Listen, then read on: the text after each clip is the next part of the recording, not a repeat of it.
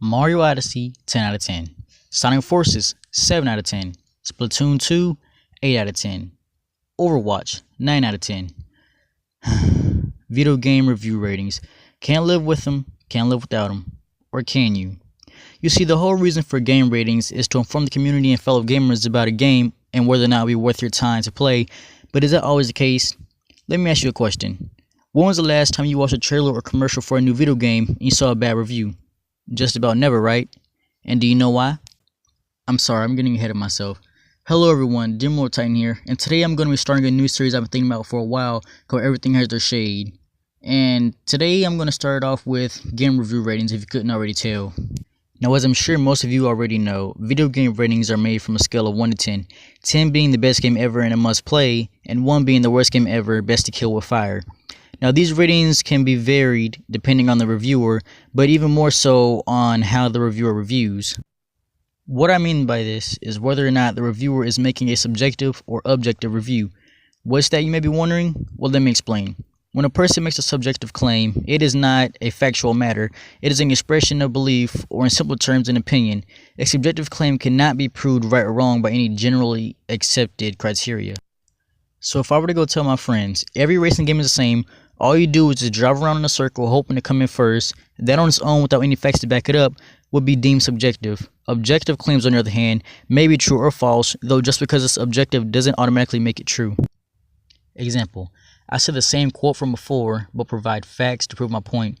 Through anyone's analysis, it can be proven true or false. Okay, so you told us the difference between subjective and objective claims. What does it have to do with game reviews? I'm glad you asked. Here's an example of a subjective reviewer doing a video game rating. Ugh, I hate FPS shooters. Always doing the same thing, running around, grabbing a gun, and ducking behind cover. 3 out of 10. This person obviously has a grudge when it comes to FPS shooters, and because of that, they ignored anything that may have actually made this game different than a previous FPS shooter, and just went ahead and gave it a 3 out of 10. Now, contrary to popular belief, this does happen, and with people not knowing if it's objective or not, they will just agree and move on. As a game reviewer, despite your personal feelings to a game or genre, you still need to overlook them and give it an honest review. Here's another example of what I mean. This FPS shooter sure does have a lot of the same qualities and functions as its predecessor, and because of it, I find it very dull and rarely playable. I do find the better graphics, storyline, and use of dialogue very entertaining though. 5 out of 10. Wait, so he finds the game too repetitive and only worth playing rarely, but still gave it a not too good, not too bad score? Why? Well, that's because it's their job.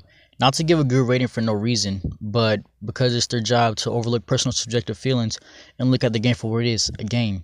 Yes, some games are going to be repetitive, and yes, there will always be at least 1 or 2 game genres you don't like, but when it comes to reviewing, your feelings cannot control you. You need to be thorough and take all the pros and cons to a game and weigh them out fairly. Not only looking for every con and say 1 or 2 pros. That's not how your job is supposed to work. It is about giving your fellow gamers honest and factual reasons for why they should or shouldn't buy or play a game. Which is what brings me back to my earlier question. Have you ever seen a trailer or commercial for a new video game and seen a bad review or rating? No. And the reason for it is because of selective choice. What I mean is, big companies' jobs are to sell as many games as possible. So when advertising, they only show good reviews on the games by big people, such as IGN, Polygon, big YouTubers, GameSpot, and etc. Simply because they know that we as people usually listen to whoever's on top. So when, say, IGN says Evil Within 2 is a must-have game, generally we will listen and go out and buy the game to see if they are right. Even though sometimes they are paid to say these games are good, when sometimes they aren't as good as advertised. And I will leave that on that note for you guys to think about. Now, this entire time I have been talking about people being subjective and objective when reviewing. But what if it's not those things? What if it's simply game mechanics and the developer's faults? For example, take the Super Mario Bros. Franchise. A simple story. An ex-plumber's girlfriend gets kidnapped by a power-mad dino turtle. Sounds cool for a first game, right? Well, how about playing the exact same storyline and plot for 20 plus years? It gets sold, right?